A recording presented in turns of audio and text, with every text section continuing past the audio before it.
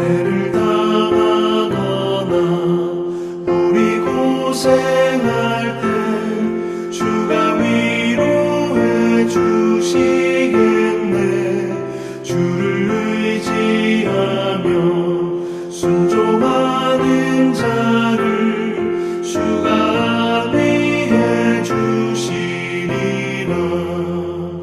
의지하고 순종하는 길은 예수 안에 즐겁고 복된 길이로다.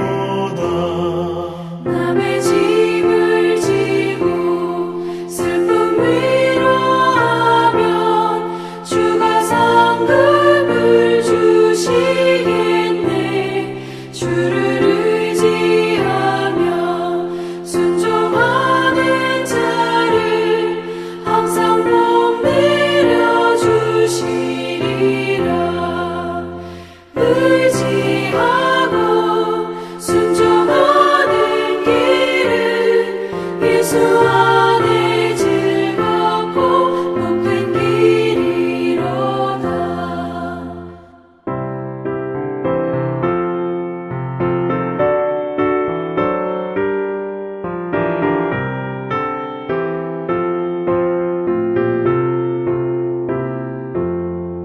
우리 받은 것을 주께 다 드리면 우리 기쁨이 넘치겠네. 주를 의지하며 순종하는 자를 은혜 풍성케 하시리라. 의지하고 순종하는 길은 예수 안에 즐겁고 복된 길이로다. 주를 힘입어서 말씀 잘 배우고 주를 모시고 살아가세. 주를 의지하며 항상 순종하면 주가 사랑해 주시리라. 의지하고 순종하는 길은 예수 안에 즐겁고 복된 길이로다.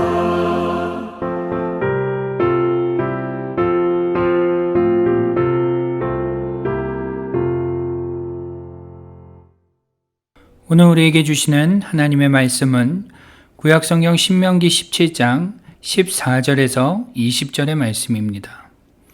구약성경 신명기 17장 14절에서 20절의 말씀입니다.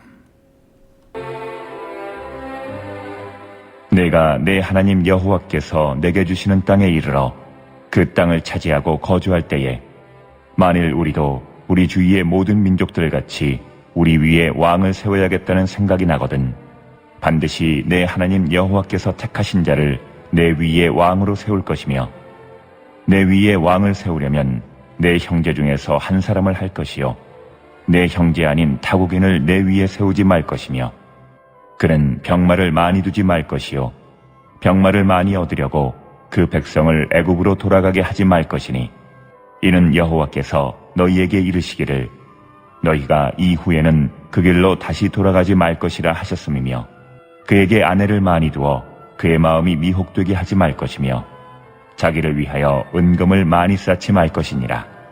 그가 왕위에 오르거든 이 율법서의 등사본을 레위 사람 제사장 앞에서 책에 기록하여 평생에 자기 옆에 두고 읽어 그의 하나님 여호와 경외하기를 배우며 이 율법의 모든 말과 이 규례를 지켜 행할 것이라. 그리하면 그의 마음이 그의 형제 위에 교만하지 아니하고 이 명령에서 떠나 좌로나 우로나 치우치지 아니하리니 이스라엘 중에서 그와 그의 자손이 왕위에 있는 날이 장구하리라. 어제 우리는 하나님만을 사랑해야 한다는 명령과 함께 하나님 외에 다른 신을 섬긴 자들에 대한 판결과 또 처분을 어떻게 해야 하는지에 대해서 좀 살펴봤습니다. 오늘은 조금 화제가 전환되어서 다른 주제가 나오고 있는 것을 좀 볼 수 있는데요. 먼저 오늘 본문은 이스라엘 백성들이 앞으로 가나안 땅에서 오랜 시간 거주하게 될 상황을 가정하면서 이야기하고 있는 것을 볼 수 있습니다. 특별히 이스라엘 백성들이 그 땅에서 거주하며 오랜 시간이 흘러 그들이 다른 나라들과 같이 왕을 세우길 원하는 경우에 그때 어떻게 해라 라는 명령이 오늘 본문에 나오게 되는데요. 먼저 하나님께서는 백성들이 왕을 세우는 것에 대해서 선택의 문제로 말씀하시면서 너희가 왕을 세우지 않아도 되는데 굳이 왕을 세우겠다고 한다면 반드시 하나님이 택한 자를 세우라 라고 명령하십니다. 즉 왕을 세움에 있어서 사람이 정하는 것이 아니라 하나님이 정하시겠다는 것입니다. 그리고 이어 두 번째 조건은 반드시 왕으로 세워질 자는 이스라엘 민족이어야 한다고, 본문의 표현대로라면 너희의 형제여야 한다라고 말씀하십니다. 여러분, 하나님께서는 이스라엘 백성들이 왕을 세우려고 할 때 이 두 개의 전제 조건을 반드시 지켜야 하는 전제 조건이라고, 반드시 지켜야 하는 명령이라고 말씀하십니다. 그런데 여기서 우리가 한번 생각을 해보죠. 이 두 명령, 하나님께서 지금 지켜야 한다라고 말씀하시는 이 두 명령은요, 사실 서로 나눠져 있는 명령이 아닙니다. 사실 백성들의 입장에서 왕을 세우려 할 때 가장 중요하게 생각하는 것, 가장 중요하게 여기는 것이 무엇일까요? 왕이 될 자의 왕으로서의 자질과 능력이 얼만큼 되느냐, 얼만큼 있느냐였을 것입니다. 그런데 만약 왕으로서의 자질이 충분하고 능력이 뛰어나다면, 그 왕으로 세워질 자가 왕으로서의 자질과 능력이 충분하다면 아마 이스라엘 백성들은 그가 설령 이방인이라 할지라도 왕으로 세우고자 했을 것입니다. 그런데 하나님께서는 그러한 상황을 미리 염두에 두시고 왕은 당신께서 직접 선택하시겠다라고 말씀하시고 계시는 것입니다. 여러분, 이러한 하나님의 생각은요, 계속해서 이어지는데요. 16절부터 20절을 보시면 왕이 된 자가 지켜야 할 명령에 대해 나오고 있습니다. 그 내용을 좀 보시면요, 저는 이 내용을 보면서 좀 이상하다고 느꼈습니다. 왜 그럴까요? 하나님께서 왕이 된 자에게 요구하시는 것을 보면요, 왕으로서의 모습과는 정반대의 모습이기 때문입니다. 무슨 말이냐?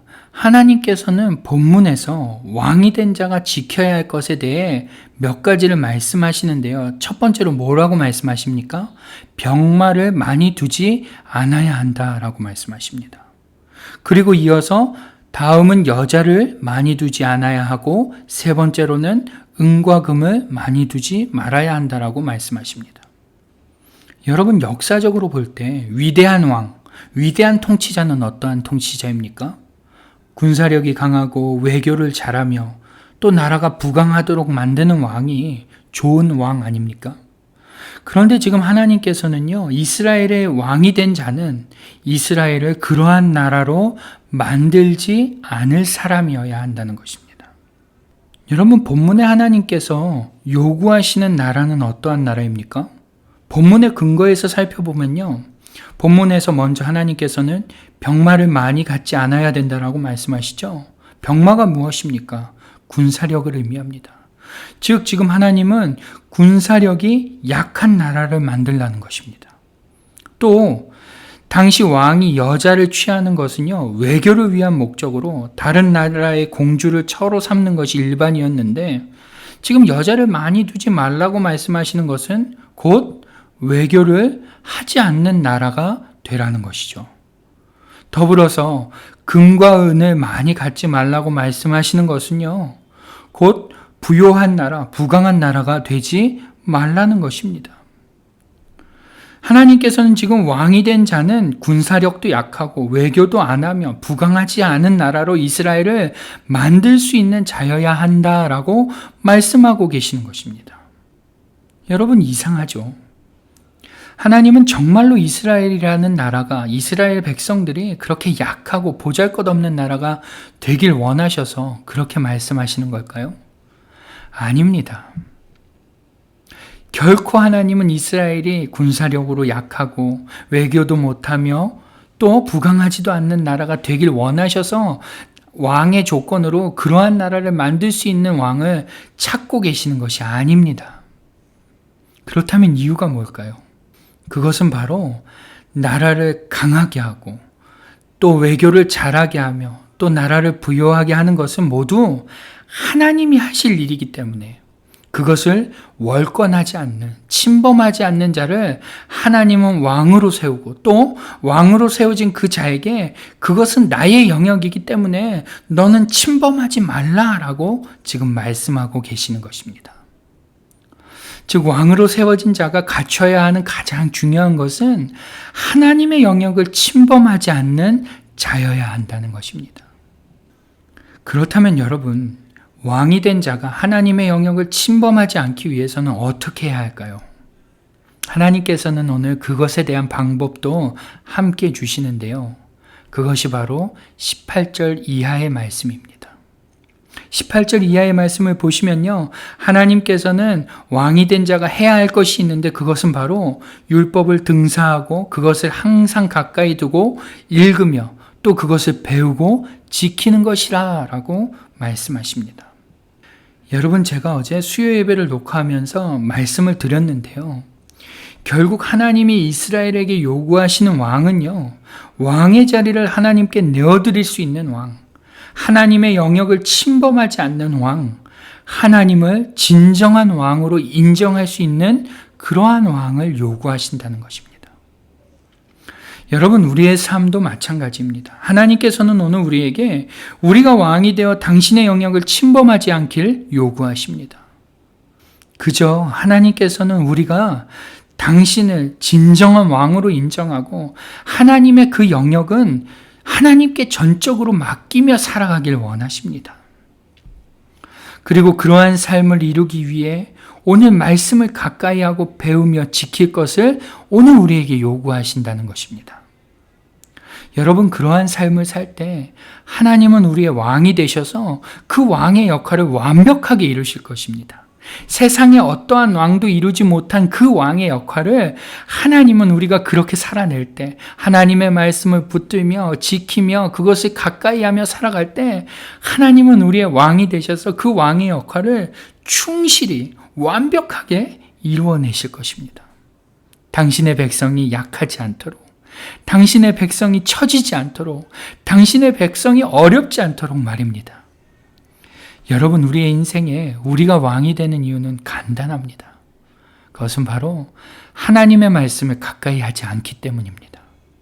하나님의 말씀을 배우지 않기 때문이며 하나님의 말씀을 지켜 행하지 않기 때문에 우리는 너무나 수시로 하나님 대신 우리가 왕이 되어 살아가는 것입니다. 여러분, 오늘 우리가 이 사실을 깨닫고 왕의 자리와 왕의 역할을 하나님께 내어드리는 저와 여러분이 될 수 있기를 원합니다. 그렇게 되기를 기도합니다. 그럴 때 우리 하나님께서는 우리의 최고의 왕으로 그 역할을 능히 완벽하게 감당해 내실 줄 믿습니다.